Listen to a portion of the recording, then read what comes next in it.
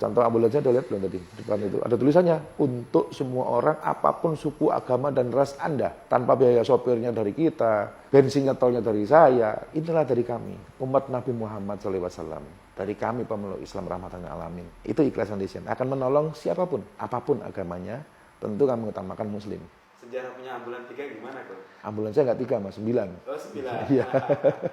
Ketika anak saya sakit, susahnya setengah mati cari ambulans. Sampai harus naik Grab. Dengan dia muntah darah keluar tuh di Grab itu. Selain itu macet. Bagaimana dalam kondisi kritis saya harus bawa anak saya cepat. Di rumah sakit pun begitu. Banyak anak-anak orang yang meninggal pun akhirnya ambulan itu mahal. Dan mereka ini BPJS. Orang kalau pakai BPJS itu bukan orang kaya. Sedangkan waktu itu saya nggak punya BPJS. Saya juga nggak punya asuransi. Akhirnya jual-jualin yang apa bisa dijual gitu. Ini kok susah ya punya ambulan. Setelah anak saya meninggal, ya Allah saya pengen punya ambulan. Ya Allah saya pengen ada ambulan gratis.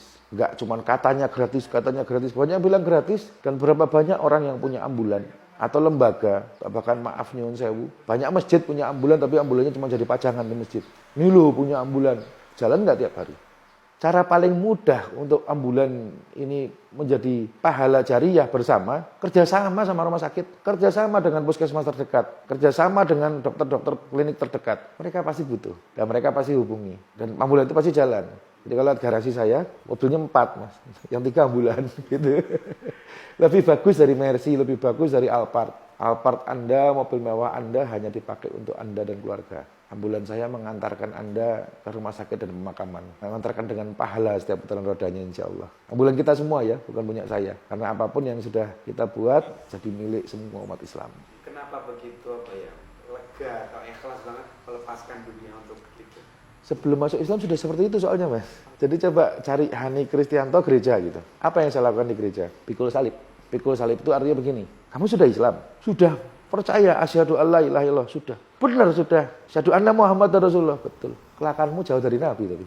Kamu Islam tapi enggak ada Nabi Muhammad sedikit pun di diri kamu apa sahabat. Islam tapi kikir, Islam tapi cinta dunia, Islam tapi party, Islam tapi tidak peduli dengan orang lain. Islam itu apa sih? Rahmatan lil alamin. Apa sih rahmatan lil alamin? Menjadi rahmat, bermanfaat, menyenangkan, berguna dan aman buat siapapun. Ketika kita sudah Islam, kita harus punya 3 prinsip. Saya, Hani, sudah masuk Islam. Yang pertama, saya aman buat kamu. Bohong kalau teroris itu nggak ada di Islam. Barang siapa membunuh orang, kafir sekalipun, tanpa alasan yang jelas, dia masuk neraka. Jadi, saya sudah masuk Islam, saya aman buat kamu. Yang kedua, saya menyenangkan buat kamu. Kamu ada masalah, kamu sedih, yuk sini duduk ngopi. Yang terakhir, saya pasti bermanfaat buat kamu. Karena saya umat Nabi SAW. Karena Nabi saya ngajarin itu. Apa yang sudah kita lakukan dan kita korbankan untuk Islam, untuk Allah dan untuk Nabi SAW. Jangan merasa berkorban, jangan merasa berjasa, jangan merasa punya harta, sesungguhnya itu punya Allah.